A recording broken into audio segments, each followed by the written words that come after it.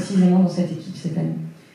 Plusieurs choses, mais je dirais peut-être justement un peu moins de régularité, mais plus de première place et de gros résultats. Voilà, c'est vrai que j'ai fait beaucoup de top 10, de top 5, mais voilà, j'aimerais avoir plus de victoires et contribuer aux victoires de l'équipe également.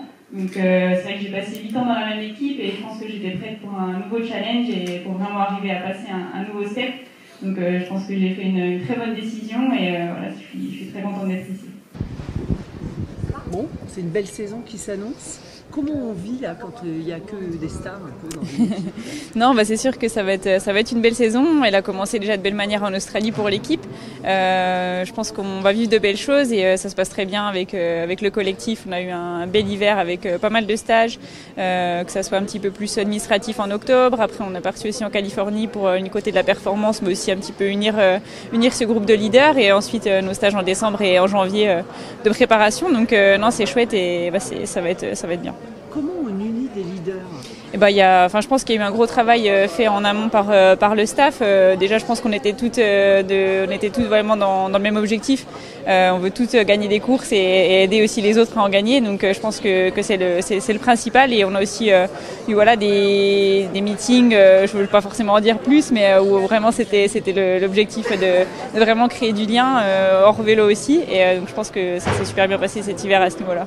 C'est moins de pression quand tout ne repose plus que sur ses épaules? Moi, je dirais que la pression elle est différente, c'est ce que je recherchais aussi parce que voilà, j'étais leader unique et je me limitais certainement sur ma manière de courir certaines fois, mais voilà, j'avais pas forcément le choix, on va dire.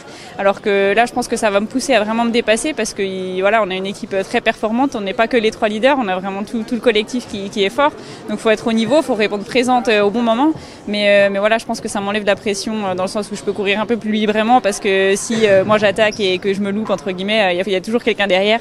Donc c'est ça qui est vraiment chouette. Ça fait longtemps que Stéphane Delcourt vous veut dans son équipe. Au final, il y est arrivé.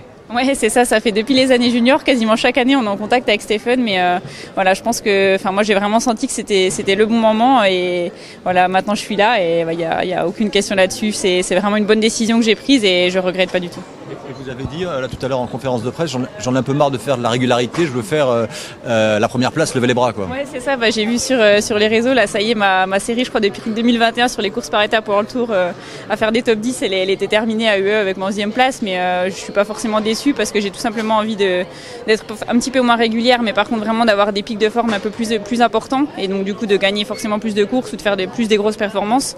Donc voilà, c'est ce que je recherche. Et quand on regarde ce qui est devenu cette équipe qui est en World Tour, qui a un budget assez important avec 3 top 10, quand il vous parlait dans les années juniors, vous imaginiez que ça pouvait devenir cette équipe parce qu'il y a pas si longtemps, on en parlait quand même moins de cette équipe. C'est sûr que c'est toujours dur de se projeter, je pense. Mais après, moi là, j'ai toujours suivi l'équipe, j'ai vu son progrès. C'est pour ça aussi que chaque année, j'étais ouverte aux discussions. C'est vrai que c'était pas encore, je pense, les dernières années. J'ai vraiment, il y a eu beaucoup de réflexions, mais l'année dernière, il y avait quasiment, pas de doute. On a eu des conversations, mais dans ma tête, c'était déjà un petit peu fait.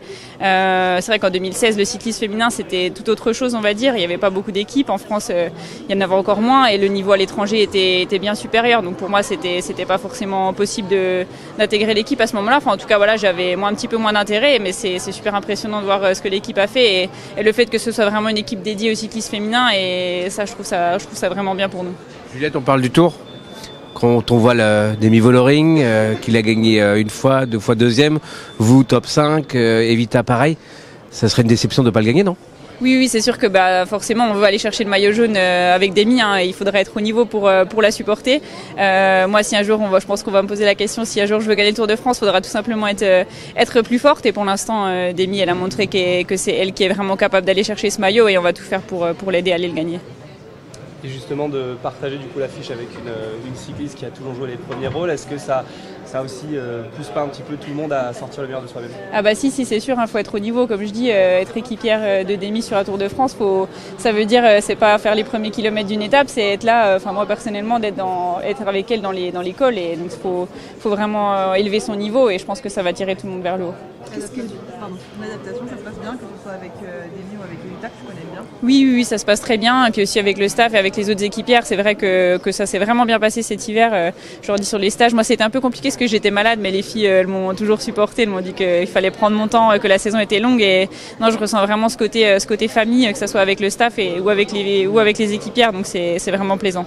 Sur l'équipe en tant que telle, aujourd'hui, vous qui venez des équipes étrangères, d'intégrer une équipe française, vous avez l'impression que les autres équipes, maintenant, elles considèrent, c'est ce que disait Stéphane, les équipes françaises, enfin, en l'occurrence celle-ci, au top, quoi, ça fait partie des... Alors, on voit le classement, mais vraiment une équipe qui compte, quoi. Oui, c'est sûr qu'avant, à l'étranger, cette équipe était un petit peu moins considérée. Et au final, au fur et à mesure, on va dire, avec les victoires de Martha, avec toutes les victoires des autres filles, elle a commencé à être prise au sérieux.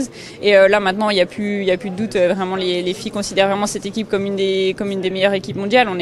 On a pu approuver ça, je pense, et il faudra juste montrer maintenant qu'on peut gagner des courses.